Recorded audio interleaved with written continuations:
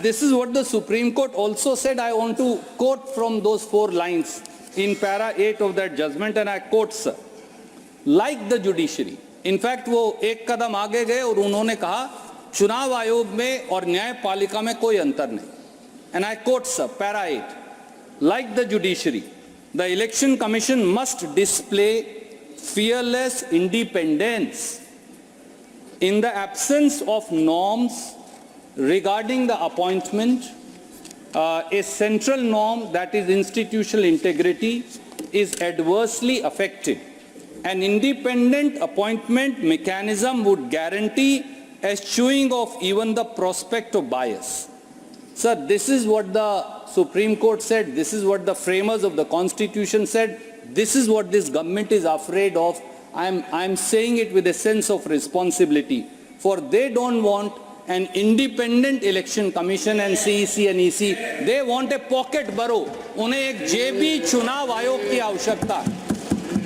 ये कानून एक जेबी चुनाव आयोग का गठन करेगा. आप जेब से चुनाव आयोग निकालेंगे और जो आप चाहेंगे फिर वो प्रजातंत्र के साथ वो करेगा.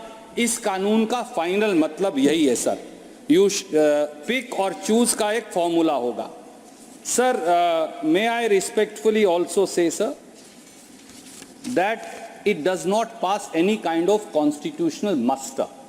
We have to be aware, this is an august house. After all, we have to be aware as to what we are doing and saying and what we are passing. This is manifestly arbitrary. These are ill-conceived attempt. This law is an ill-conceived attempt at consolidating undue executive control, total executive control over the electoral body, that is the election commission. It also, the process is arbitrary, the intent is malicious, and the result is disastrous, if I may say. That is what is going to happen, sir. And sir, I again take the liberty of last time quoting the Supreme Court where they said in para 119. Before that, let me remind the honorable member. Yes, sir. With highest respect to everyone, the Parliament is the sole repository of lawmaking. And this is wisdom of the Parliament. Neither the executive, nor the judiciary, nor any other body. So my time may be stopped. No, I'm aware of that. Since majorly you are focused on Supreme Court judgment, as if the reflections therein have to bind us. I would expect the debate to rise to a very high level because, because this House, this Parliament, to the exclusion of any other entity, be it executive or judiciary, is supreme when it comes to lawmaking, and you are part of it. Extra 30 seconds. Thank you.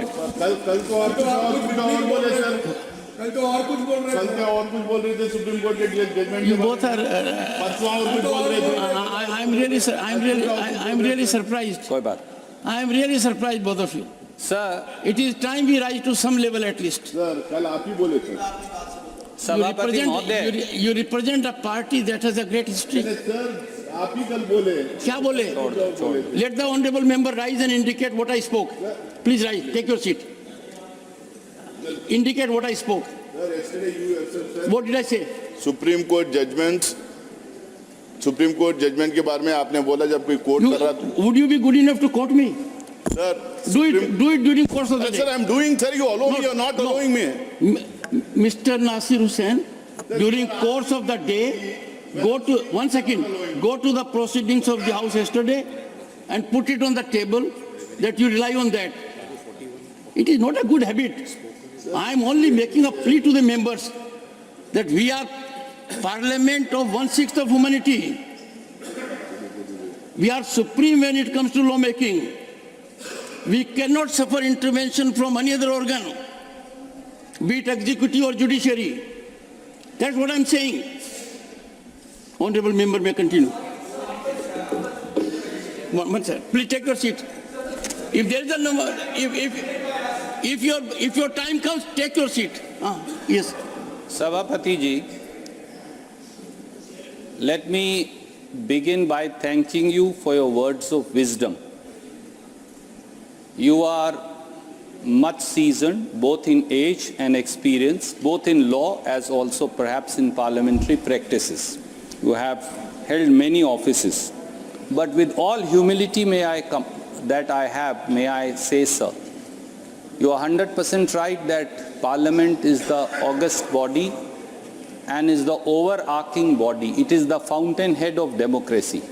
But even the fountainhead of democracy, sir, will have its sanctity when it does not commit arbitrary acts and passes arbitrary law. The fountainhead of democracy must adhere to the very tenets of democracy out of which it is born. There is a power higher than us, and that is democracy itself and the Constitution itself. We may not be the interpreters of Constitution, we are framers of law. It is the Constituent Assembly and the Parliament which continues to amend that Constitution which enacted by the Constituent Assembly. But there is something called a higher spirit of democracy and an accountability to the constitutional norms. So as I stand today here, sir, and as I say what I say to my esteemed minister, who is very experienced, and I place before you, with you all your wisdom and experience, I must say I am conscious, I am duty bound, and I am answerable to that highest spirit of democracy and the Constitution which was enacted by this very Parliament. And that spirit of the Constitution and that spirit of democracy today tells me, sir, that a law is being brought which will tarnish, bulldoze and sabotage that very democracy and undermine the very constitutional practice that you and me and each one of us swear by. And that is my anguish today, which I seek to place through you before this august house and also place before the Honorable Minister.